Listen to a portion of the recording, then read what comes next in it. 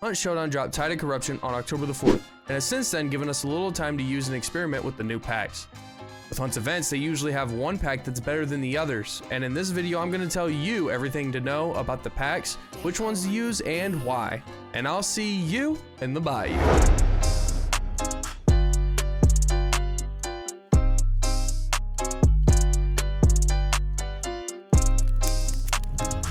So with Tide of Corruption has come 2 new packs and 1 returning.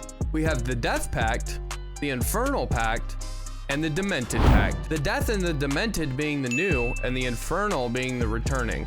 Each pact has 2 traits, one for 1 pledge mark and 1 for 2. The 1 for 1 pledge mark stays on your hunter until you lose them. The 1 for 2 is a burn trait that you'll lose once you use it. And as well, each pact has 1 conditional trait that just buffs one of the pre-existing traits. So let's start with Demented. Demented gives you Acolyte for 1 pledge mark. It gives you a random trait and a random amount of hunt dollars each clue you pick up. And for Demented's 2 pledge mark burn trait is Remedy. Remedy was introduced in Tide of Shadows, which simply gives your whole team a restoration effect similar to a bounty banish or a wild target banish while going into Darksight and using a trait charm. In my opinion, this is very solid for at least 1 person in your team to have, just in case you need to back off from the fight and go restore your health bars. And with Demented's conditional trait, it just allows Ghoul to give you extra health back every time you do damage to a boss. In my opinion, it's very underwhelming, and I honestly think that the trait should just do this by itself before you add in the buff for the event. To benefit from any of these conditional traits, you have to be pledged to that pack. But that puts Demented at number 3, and in my opinion, of which packs you should choose first. So let's move on to the Death Pact. The Death Pact brings Witness for its 1 pledge mark trait,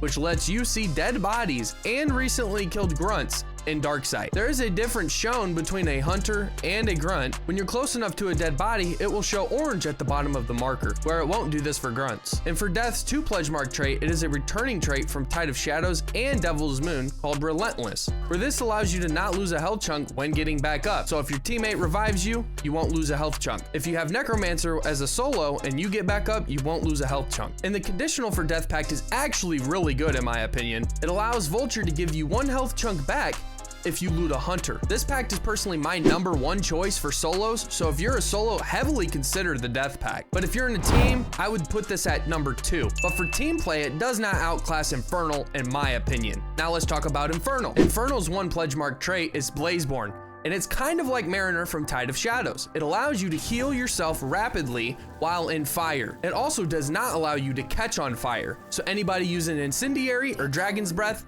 is shit out of luck. This is very good, especially with the new wildcard condition, the Dark Inferno. You can run in it and heal and not worry about catching on fire. You pretty much don't even need to use the meta meds in the game, so I mean, it's kind of cracked. Onto Infernal's 2 pledge mark trait, Rampage. Rampage allows you to get a full health restoration if you kill a hunter while being below 125 health. So let's say you get into a fight, somebody hits you with the sparks and you're at 1 HP.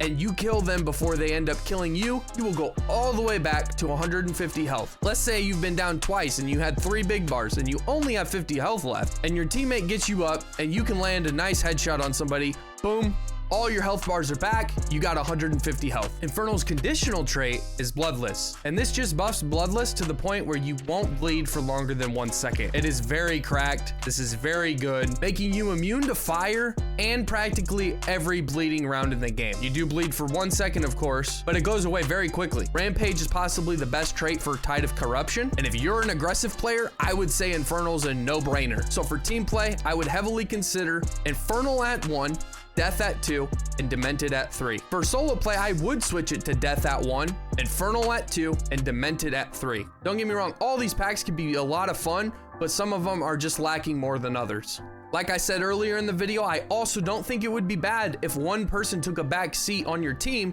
and picked up Demented, just in case you need to back up and go for that health restoration on the trait charms. Tide of Corruption also took out Death Cheat, so you do not have to worry about anybody having that. So now that you know everything about the Tide of Corruption packs, which one are you going to be using? Are you going to be sticking to Infernal, trying out Death, or Demented? Let me know in the comments below. If you guys like this, I would appreciate a like, comment, and subscribe. And until further notice, I'll see you in the frickin' bayou.